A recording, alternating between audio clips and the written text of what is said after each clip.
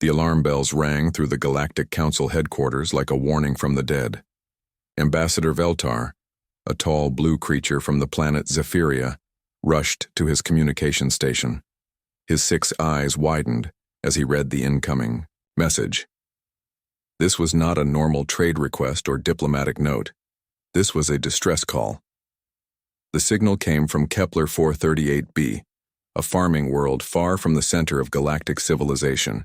The message was broken and filled with static, but the words that came through made Veltar's blood run cold. This is Kepler 438b colony calling for help. We are under attack. The Void Hunters have come. They are taking everyone. Men, women, children. They don't care. Please, someone help us. We have people from 17 different worlds here. Families with children, scientists, farmers. We never hurt anyone. Please. The message cut to static, then came back for a moment. They're breaking through the main building now. Oh God, they have the nursery. The human children are crying. Sarah, if you can hear this, tell Earth what happened here. Tell them we tried to run, but then nothing. Only the cold silence of space. Veltar stared at the screen. The humans. There were humans on Kepler 438b. He had read about humans in the Council files. They came from a world called Earth, a dangerous planet where everything tried to kill everything else. The Council had marked them as Deathworlders, creatures from worlds so violent that they became killing machines just to survive. But the humans on Kepler 438b were not soldiers. They were farmers and scientists. Earth had sent them to teach other worlds how to grow food in bad soil. The humans had something called agricultural science that could turn dead ground into rich farmland. Many worlds wanted to learn from them. Veltar sent the message to the Council Emergency Center. Within minutes, every ambassador in the building was reading the distress call. The main council chamber filled with worried voices speaking in dozens of different languages. Ambassador Threx, a large rock-like being from Granite Prime, spoke first. The Void Hunters are slave traders. They attack weak colonies and steal people to sell in the black markets. We have been hunting them for years, but they always run before we can catch them. How many people lived on Kepler 438b? Asked Ambassador Kira from the water world of Aquatica. Veltar checked his files. 2.3 million beings, mostly farmers and their families. Scientists studying soil and weather, teachers for the children. And he paused. 847 humans with their families. The room went quiet. Everyone knew about the humans, but most had never met one. The story said they were small compared to many galactic species, but incredibly dangerous. They came from a world where giant reptiles had once ruled, where poisonous plants grew everywhere, where the weather could kill with wind or water, or fire from the sky. We must send a rescue mission, said Ambassador Kira. The Council cannot let slave traders attack peaceful colonies. It will take time to organize our fleets, Threx replied. The Void Hunters will be long gone by then. They hit fast and run faster. Veltar was about to respond when his communication station beeped again. Not with a message this time, but with an alert. His computer was detecting something in hyperspace, the place where ships traveled faster than light. What is it? Asked. Threx. Veltar looked at his screen and felt his heart skip a beat. Ships, many ships, moving through hyperspace toward Kepler 438b. Are they ours? Asked Kira. Veltar checked the signals. Each ship type had its own pattern, like a fingerprint.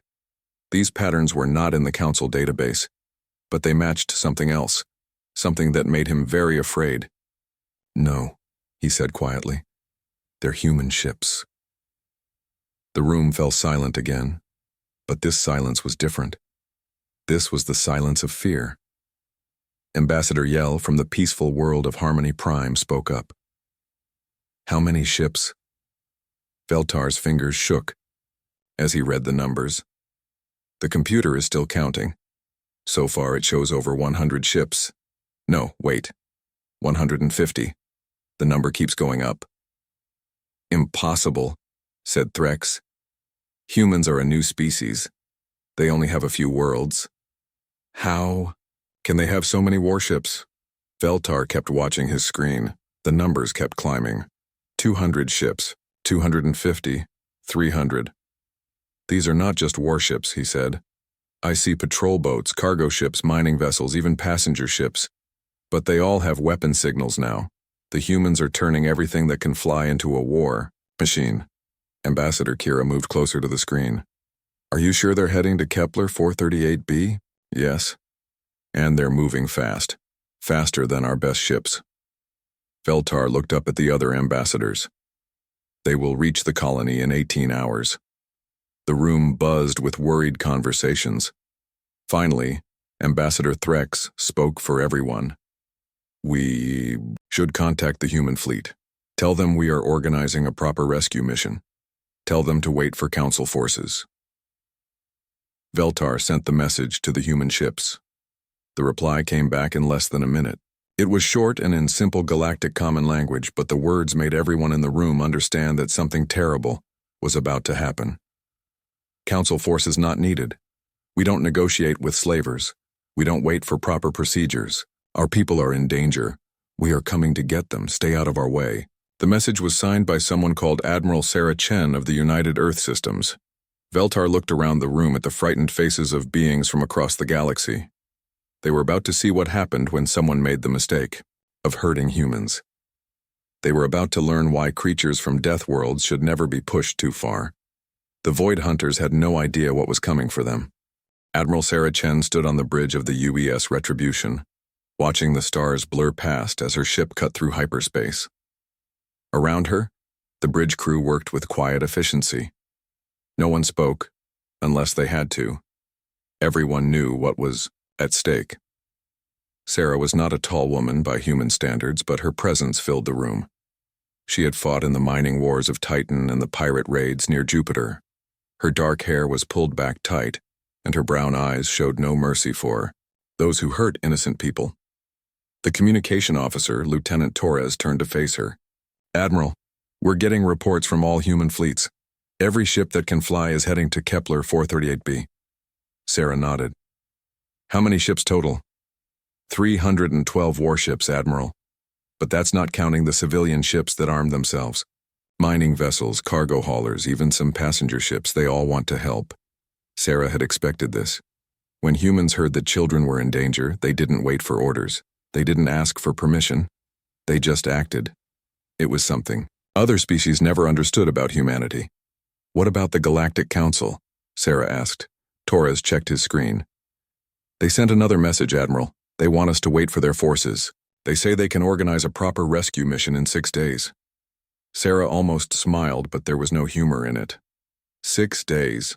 The Void Hunters will be gone in 6 hours, and our people will be sold in slave markets across the galaxy. Should I send a reply, Admiral? Send this. We appreciate the Council's concern. However, our people are in immediate danger. We will handle this situation ourselves. Please keep your ships clear of the combat zone. Torres typed the message and sent it. Sarah knew the Council would not like her answer, but she didn't care. The Council was good at talking and making rules. Humans were good at protecting their own. The tactical officer, Commander Park, spoke up. Admiral, we're receiving fleet reports. The second fleet is 3 hours behind us. The fifth fleet is coming from the Mars shipyards. Even the Ghost Fleet has responded. Sarah raised an eyebrow. The Ghost Fleet was humanity's secret weapon. Ships that officially didn't exist, crewed by people who had never been born, according to Earth's records. They handled the missions that no one could ever know about. How long until we reach Kepler 438b? Sarah asked. 14 hours, Admiral, replied the navigation officer. Sarah walked to the main view screen and stared at the swirling colors of hyperspace. Somewhere ahead, her people were prisoners, men and women who had left Earth to help other worlds, grow food, scientists who wanted to share human knowledge with alien farmers, children who had never hurt anyone in their lives. Behind her, Lieutenant Torres spoke again. Admiral, we're getting more messages from the Council. They sound worried. Read it. Torres cleared his throat. It says, Admiral Chen, please reconsider your course of action. The Void Hunters are a dangerous criminal organization with over 60 armed ships. Human forces should coordinate with Council fleets for maximum effectiveness. This situation requires careful planning and diplomatic consideration. Sarah turned around to face her crew. Every human on the bridge was looking at her. She could see the anger in their eyes, the same anger she felt burning in her chest. "Reply with this," Sarah said slowly. "The Void Hunters made a mistake. They took our people. They hurt our children. Diplomacy ended the moment they pulled the trigger. As for their 60 ships, we're bringing 300. This is not a rescue mission. This is a response." The bridge crew smiled. These were not nice smiles. These were the smiles of predators who had found their prey. Commander Park pulled up the fleet display on the main screen. Dots of light showed every human ship heading toward Kepler 438b. Battleships and destroyers mixed with converted. Cargo haulers and mining ships. Fast attack boats flew alongside massive carriers. It was not a neat, organized fleet like other species used. It was something wild and dangerous. "Admiral," Park said, "I'm reading weapon signatures from ships that aren't supposed to have weapons. The cargo haulers are carrying missile pods. The mining ships have mounted laser cannons. Even the medical ships have defensive systems." Sarah nodded. "Humans don't build ships for just one job. Every human ship can fight if it has to. That's how we survived in a solar system that tried to kill us every day." Lieutenant Torres turned around again. "Admiral, the Council is asking about our rules of engagement. They want to know if we plan to capture Void Hunter ships for trial." Sarah's expression went cold. "The Void Hunters are slave traders. They steal people and sell them like animals. They attack farming colonies and take children from their parents." She paused. "Our rules of engagement are simple. Any ship that runs will be chased. Any ship that surrenders will be accepted. Any ship that fights will be destroyed." The bridge went quiet. In the distance, Sarah could hear the hum of the ship's engines pushing them through hyperspace toward the battle that was coming. "What about survivors, Admiral?" asked Commander Park. "Any Void Hunter who surrenders and helps us find our people will live. Any who resist will face human justice. And any who harmed our children—" Sarah's voice became very quiet. "Any who harmed our children will learn why humans are called Deathworlders." Torres received another message. "Admiral, long-range sensors are detecting the Void Hunter fleet. They're still at Kepler 438b. 63 ships, just like intelligence said." Sarah looked at the tactical display. 63 enemy ships against over 300 human vessels. It should be an easy fight. But she knew the real battle would be finding their people before the Void Hunters could hurt them or run away. "Send a message to all human ships," Sarah commanded. "Tell them we go. In fast and hard. Primary mission is rescuing our people. Secondary mission is making sure the Void Hunters never take anyone ever again." As the message went out to the human fleet, Sarah stared at the stars ahead. In a few hours, the Void Hunters would learn what happened when you made humans angry. They would discover that taking human children was the worst mistake anyone could make. The Deathworlders were coming, and they were bringing everything they had. Warlord Kethavar stood in the command center of his flagship, the Blood Reaper, looking at his greatest prize. The attack on Kepler 438b had been perfect. His 63 ships had hit the farming colony before anyone could send for help. Well, almost before anyone could send for help. Kethvar was a tall, thin creature with gray skin and 4 arms. His species, the Korthak, had been raiders and pirates for thousands of years. They were good at taking things from people who couldn't. "Fight back. Report," Kethvar ordered his second-in-command, Captain Vexra. "We captured 2.1 million slaves from 17 different species," Vexra said, reading from a data pad. "The agricultural knowledge we stole is worth billions of credits on the black market. The humans especially had interesting farming methods."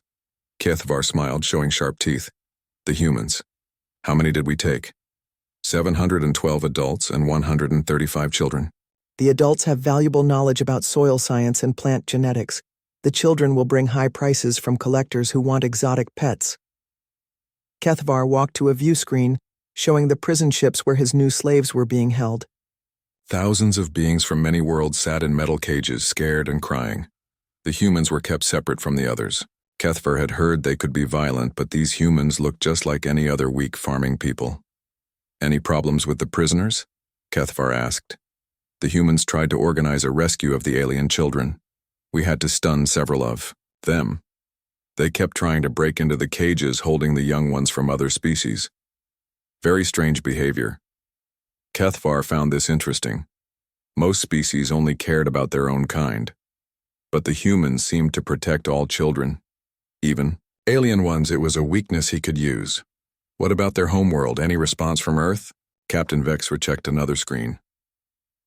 Our spies in the Galactic Council report that Earth received the distress call. But according to Council records, humans are a new species with limited military power. They only have a few worlds and some basic warships, nothing that can threaten us. Kethvar was pleased. The Void Hunters had been raiding for 300 years. They knew how to pick targets that couldn't fight back. The humans were farmers and scientists, not warriors. How long until we reach the slave markets at Tortuga Station? Kethvar asked. 6 hours, Warlord. We should be safe once we're in neutral space. Kethvar was about to reply when alarms started ringing throughout the ship. Red lights flashed on every screen. The bridge crew ran to their stations, fear clear on their faces. What's happening? Kethvar demanded. The sensor operator, a nervous creature named Hixtel, spoke in a shaking voice. Ships, Warlord. Many ships coming out of hyperspace.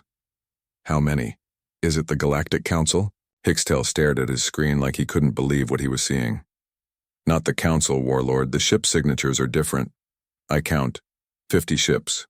No, wait. 100 ships. The number keeps growing. Kethvar felt his first moment of worry. What species? Human, Warlord. They're all human ships. Kethvar laughed. 50 human ships? 100? My fleet has 63 warships with the best weapons money can buy. These humans are farmers playing at being soldiers. But Hixtel looked more scared by the second. Warlord, the count is now at 200 ships, and they're still coming. The laughter died in Kethvar's throat. 200 ships? That's impossible. Humans don't have 200 warships. Warlord, said another crew member, I'm reading weapon signatures from ships that don't match any known military class. Cargo haulers with missile pods, mining ships with laser cannons. Even medical ships have defensive systems. Kethvar moved to the main screen and watched as human ships continued to appear. They didn't come out of hyperspace in neat formations like military fleets usually did. They came out angry and fast, spreading across space like a swarm of insects. 300 ships now, Warlord, Hixtel reported. And, Warlord, some of these ships don't exist in any database. Ghost ships. Ships that are supposed to be legends. Captain, Vexra spoke up. Should we contact them? Try to negotiate? Before Kethvar could answer, every screen in the command center lit up with an incoming message.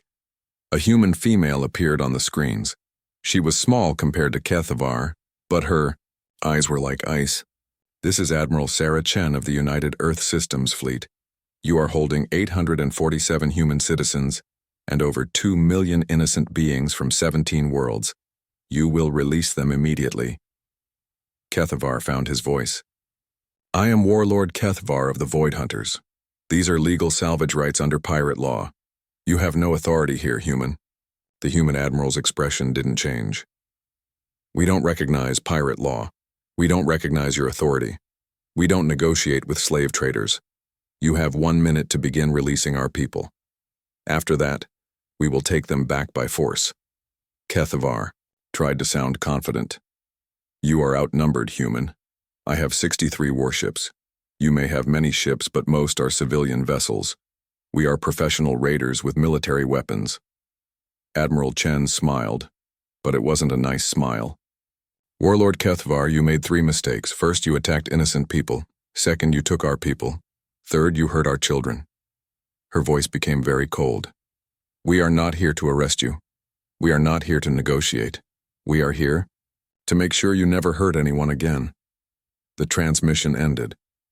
Kethvar stared at the blank screen, then at his crew. For the first time in his long career as a raider, he felt real fear. Warlord? Hixtel said quietly. I'm detecting high energy, weapons charging on the human ships. All of them. Kethavar looked at the tactical display. Over 300 human ships spread across space, all pointing their weapons at his fleet. He had been raiding for decades, but he had never seen anything like this. Sir, Captain Vexra asked, what are your orders? Kethavar realized he had made a terrible mistake. These humans weren't farmers and scientists. They were something much more dangerous. They were farmers and scientists who had learned how to fight. And now they were very, very angry. Prepare for battle, Kethavar said. But his voice shook as he spoke the words. He was about to learn why humans were called Deathworlders. He was about to discover what happened when apex predators decided to protect their young. The Battle of Kepler 438b began without warning. One moment space was quiet, the next moment it was filled with fire and death. Admiral Sarah Chen watched from the bridge of the Retribution as her fleet moved into attack formation. 300 human ships spread across space like the fingers of a giant hand, surrounding the Void Hunter fleet completely. All ships, this is Admiral Chen, she spoke into her communication system. Primary targets are the prison ships.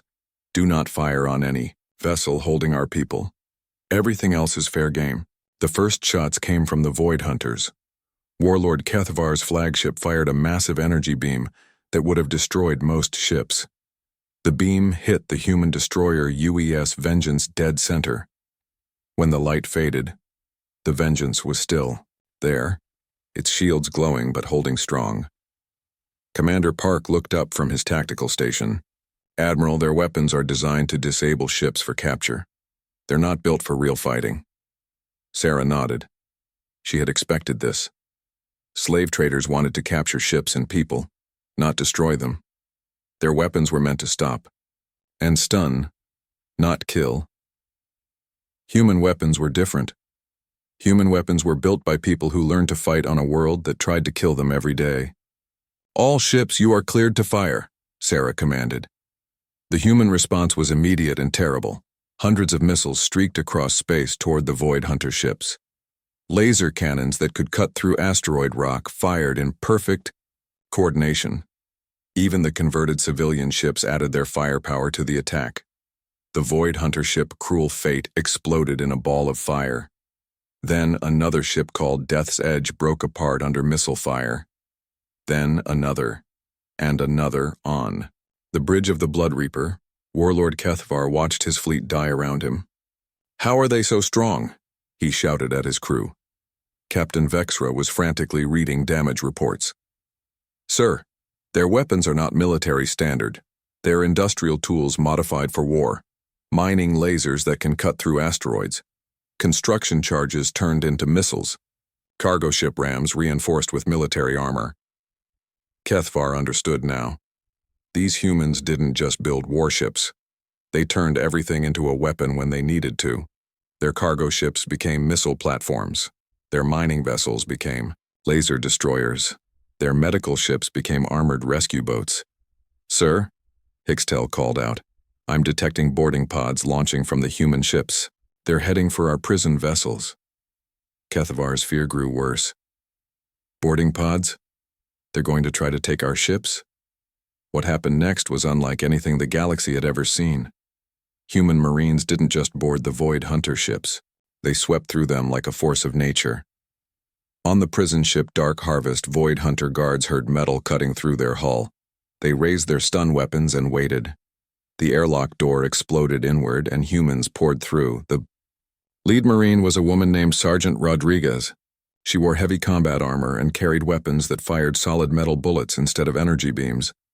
Behind her came a team of humans who moved with deadly precision. The Void Hunter guards fired their stun weapons. The energy beams hit the human armor and did nothing. The humans fired back with weapons that punched holes through metal walls. Where are the prisoners? Sergeant Rodriguez demanded, grabbing a surviving guard. The guard pointed down a corridor with all four of his shaking arms. The humans moved forward, checking every room and freeing every cage they found. In the prisoner area, hundreds of beings from many worlds cowered in metal cages. They had heard the sounds of fighting and expected the worst. Instead, they saw human soldiers cutting open their prison doors. "It's okay," Sergeant Rodriguez said to a group of frightened alien children. "We're here to take you home." An alien mother holding her baby spoke in broken galactic common.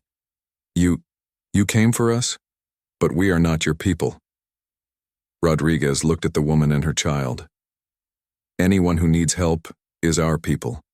That's what makes us human." The Marines moved through the ship, freeing prisoners and giving medical care to those who were hurt. They found the human prisoners in a separate area, locked in smaller cages. Dr. Emily Watson, one of the captured human scientists, looked up as the Marines cut through her cage door. "Sarah? Did Sarah Chen come?" "Admiral Chen sends her regards." "Doc," Rodriguez replied. "She's a little busy right now, but she wanted you to know nobody messes with humans and gets away with it." Outside in space, the battle was ending quickly. The Void Hunter ships were designed for raiding weak colonies, not fighting real warships. One by one, they either exploded or surrendered. Warlord Kethvar found himself alone on his bridge as his crew ran for the escape pods. His ship was heavily damaged and losing power. He had lost 57 ships in less than an hour. A new voice came over his communication system. It was Admiral Chen again. "Warlord Kethvar, your fleet is destroyed. Your surviving ships have surrendered. You have one chance to live through this day." Kethvar grabbed his communication device. "What do you want, human?" "Information. You're going to tell us about every slave market, every buyer, every corrupt official who helped you. You're going to help us find every person you ever sold." "And if I refuse?" Admiral Chen's voice became very cold. "Then you can explain to my Marines why you thought it was a good idea to put human children in cages. I don't think you'll like that conversation." Kethvar looked around his destroyed bridge.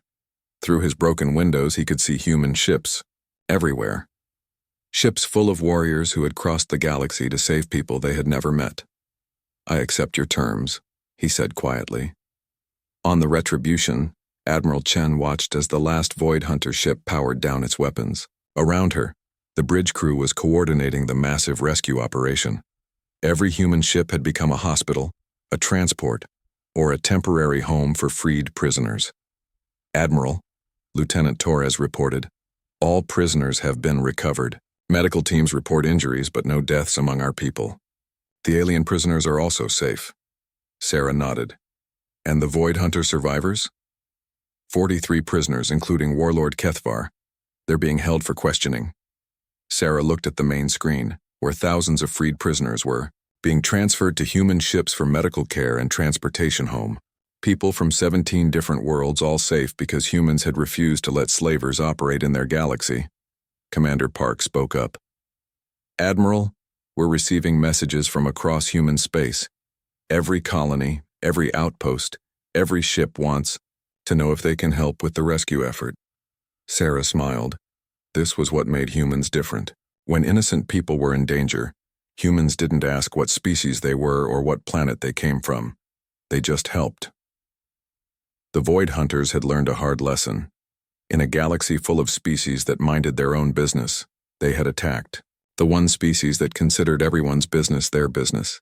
They had hurt children, and now they were paying the price. The Deathworlders had shown the galaxy what happened when predators tried to protect instead of hunt. It was more terrifying than anyone had imagined. 6 months after the Battle of Kepler 438b, the Galactic Council chambers had never been so full. Representatives from every known species crowded into the Great Hall, all wanting to hear what the humans had to say. Admiral Sarah Chen stood at the speaker's platform, wearing her formal Earth uniform. She looked small compared to the giant creatures around her, but everyone in the room knew that size meant nothing when it came to humans. Ambassador Veltar from Zephyria spoke first. "Admiral Chen, the Council wishes to thank Earth for the rescue of the Kepler 438b colonists. However, we must discuss the methods used by human forces."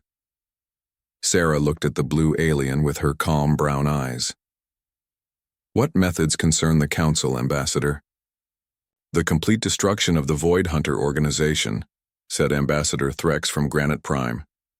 "In 6 months, Human forces have attacked 47 Void Hunter bases, freed over 100,000 slaves, and captured every leader of their organization. Yes, Sarah replied simply. Is that a problem? Ambassador Kira from Aquatica leaned forward. Admiral, the Council believes in rehabilitation and peaceful solutions. The Void Hunters could have been negotiated with, perhaps reformed. Sarah was quiet for a moment. When she spoke, her voice was steady but cold. Ambassador Kira, the Void Hunters had been operating for 300 years. In that time, they enslaved over 2 million beings.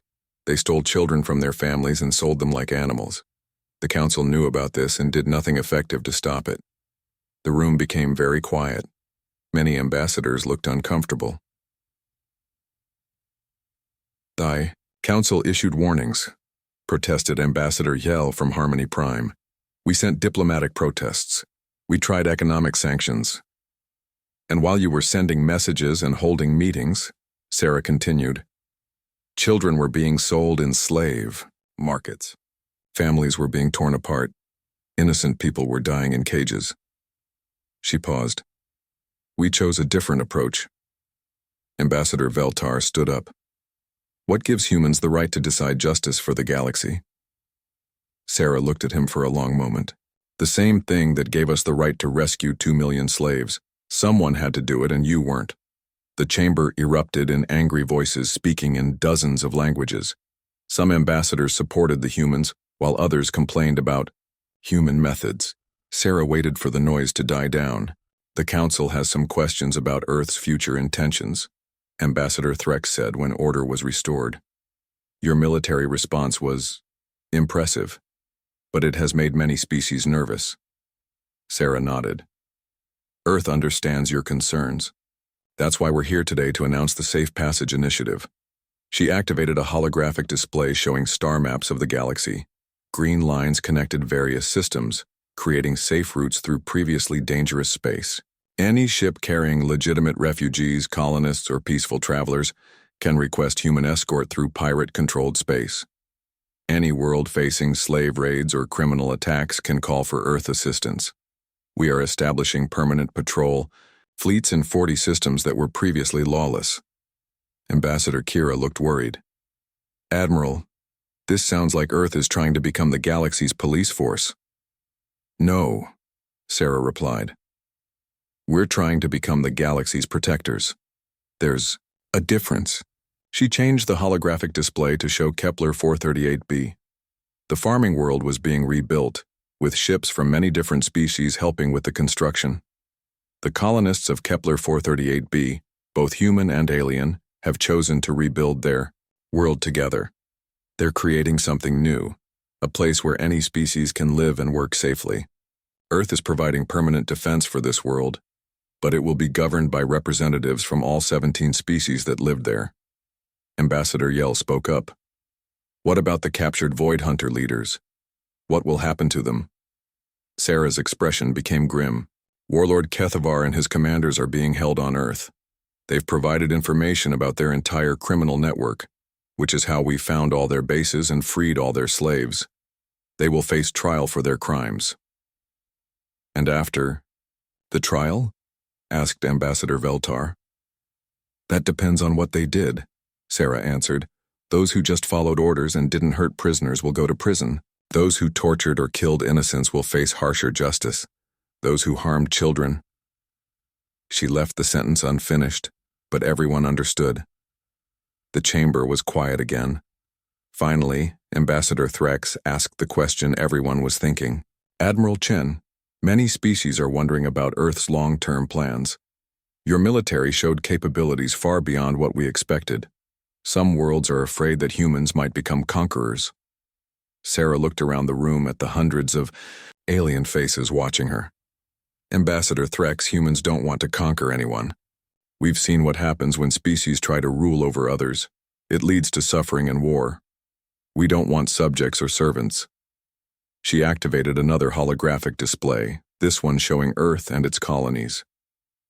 What we want is simple. We want to live in peace, help our friends, and make sure that innocent people can sleep safely at night. If that makes us conquerors, then we're conquering fear and cruelty, not worlds and people. Ambassador Kira stood up. Admiral, what if a species doesn't want human protection? What if they prefer to handle their own security? Then, they handle their own security, Sarah replied immediately. The Safe Passage Initiative is voluntary. If a world doesn't want our help, we won't give it. But if someone attacks innocent people in our patrol areas, we will respond. Ambassador Veltar asked one final question. Admiral, what happens if someone attacks human colonies again? What happens if someone threatens human children? Sarah's calm expression didn't change, but her voice became very quiet. Then they will learn that the Battle of Kepler 438b was us being gentle. The chamber fell completely silent. Every being in the room understood what she meant. The humans had destroyed the most powerful criminal organization in the galaxy while rescuing everyone they held prisoner, and according to Admiral Chen, they had been holding back. After the council session ended, small groups of ambassadors gathered to discuss what they had heard. Some species immediately sent messages to Earth asking to join the Safe Passage Initiative. Others began planning formal alliance treaties with humanity. On her ship returning to Earth, Admiral Sarah Chen looked at reports from across human space. Applications were flooding in from aliens who wanted to live in human-protected systems. Trade requests from species who wanted to do business with Earth. Even marriage proposals from aliens who had fallen in love with human colonists. Commander Park joined her on the observation deck. Admiral, do you think we did the right thing? Sarah watched the stars go by and thought about the children they had rescued from Void Hunter slave ships. Human children and alien children, all safe now because humans had refused to let evil people operate unchallenged. Commander, 300 years ago the Void Hunters started taking innocent people. For 300 years the galaxy talked about stopping them but never did. 6 months ago they made the mistake of taking our people. She smiled. Today, there are no more Void Hunters and 2 million slaves are free. She looked at Commander Park. Yes, I think we did the right thing. The galaxy was changing. The Deathworlders from Earth had shown everyone that sometimes the best way to keep peace was to be ready for war. They had proven that protecting innocent people was more important than following proper procedures. And in the farming colony of Kepler 438b, human and alien children played together under the protection of Earth's defense stations, growing up in a world where no one would ever hurt them again. The galaxy had learned that humans were more than just apex predators. They were apex protectors, and that made all the difference.